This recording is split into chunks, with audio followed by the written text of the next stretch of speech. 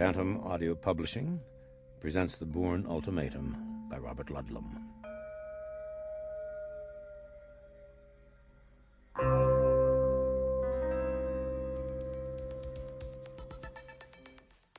The cacophony seemed out of control, the madness complete, as the crowd swelled through the amusement park and the countryside on the outskirts of Baltimore. The summer night was hot, and nearly everywhere faces and necks were drenched with sweat. The garishly colored, manically blinking lights along the midway were joined by the grating sounds of music metallically erupting out of an excess of loudspeakers. Erratic explosions in the sky lit up its darkness, sending sprays of myriad fireworks cascading over a small adjacent black lake. A slender figure, a cane gripped in his right hand, limped down the midway, peering ahead through the maze of strollers. He was dressed casually, but neatly in a jacket and sports shirt, as though the oppressive heat had no effect on him. His face was the pleasant face of a middle-aged man, but worn and given to premature lines and deep shadows under the eyes. His name was Alexander Conklin, and he was a retired covert operations officer in the Central Intelligence Agency. He was also at this moment apprehensive and consumed with anxiety. He did not wish to be in this place at this hour, and he could not imagine what catastrophic event had taken place that forced him to be there. He approached the pandemonium of the shooting gallery and suddenly gasped, stopping all movement, his eyes locked on a tall, balding man about his own age with a seersuckered jacket slung over his shoulder. Morris Panoff was walking toward the thunderous counter of the shooting gallery from the opposite direction. Why? What had happened? Conklin snapped his head around in every direction, his eyes darting to faces and bodies, instinctively knowing that he and the psychiatrist were being watched. It was too late to stop Panoff from entering the inner circle of the meeting ground, but perhaps not too late to get them both out.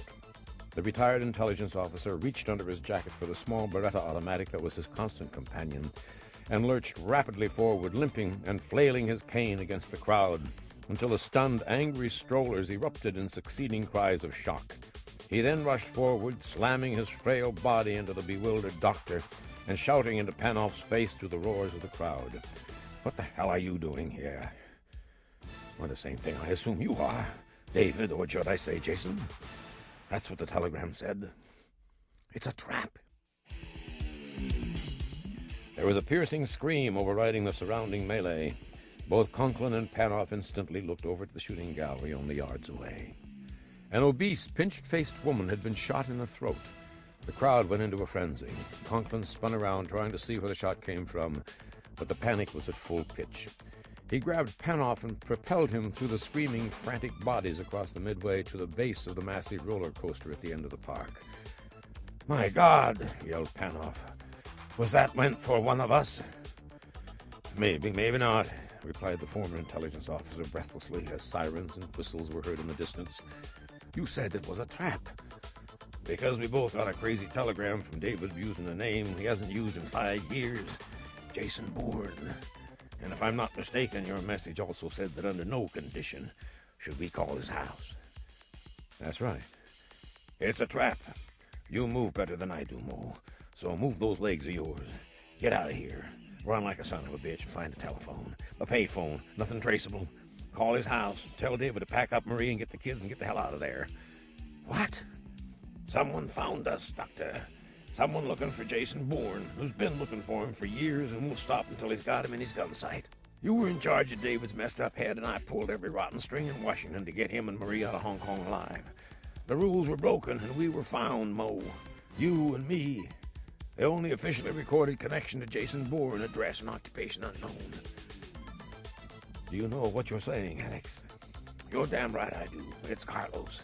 Carlos the jackal. Get out of here, Doctor. Reach your former patient and tell him to disappear. Give him the name of somebody you trust. Tell David to reach him or her when he's secure. Give him a code." "What are you going to do?" "Something I hate. Without my cane, I'm buying a ticket for this damn roller coaster. Nobody will look for a cripple on one of those things. It scares the hell out of me, but it's a logical exit, even if I have to stay on the rotten thing all night. Now get out of here. Hurry."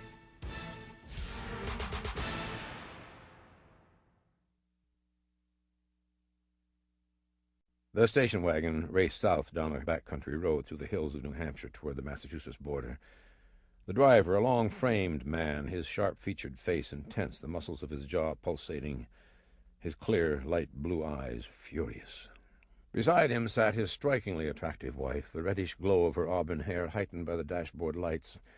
In her arms was an infant, a baby girl of 8 months. In the back seat was another child, a blond-haired boy of 5, asleep under a blanket. The father was David Webb, a professor of Oriental Studies, and once of the notorious, unspoken-of Medusa. Twice the legend, that was Jason Bourne, assassin. "We knew it had to happen," said Marie Saint-Jacques Webb, Canadian by birth, economist by profession, savior of David Webb by accident. "It was merely a question of time." "It's crazy," whispered the driver so as not to wake the children. "Everything's buried, maximum archive security and all the rest of that crap. How did anyone find Alex and Mo?" "Well, we don't know, but Alex will start looking. There's no one better than Alex. You said that yourself." "He saved both our lives in Hong Kong. But he's marked now. He's a dead man," interrupted Webb grimly. "And Mo, that poor, beautiful man, is dead. They'll take him and break him. They'll shoot him up to the moon with amatols, and his whole life will be on tape. Then they'll kill him and come after me, after us. Which is why you and the kids are heading south, way south, the Caribbean." "I'll send them, darling, not me." "Will you stop it? We agreed when Jamie was born. It's why we got the place down there in Montserrat. Why we damn near bought your kid brother's soul to look after it for us." Marie looked at her husband. What she saw frightened her far more than the specter of the jackal. She was not looking at the soft-spoken scholar that was David Webb. Instead, she stared at a man they both thought had disappeared from their lives. Jason Bourne.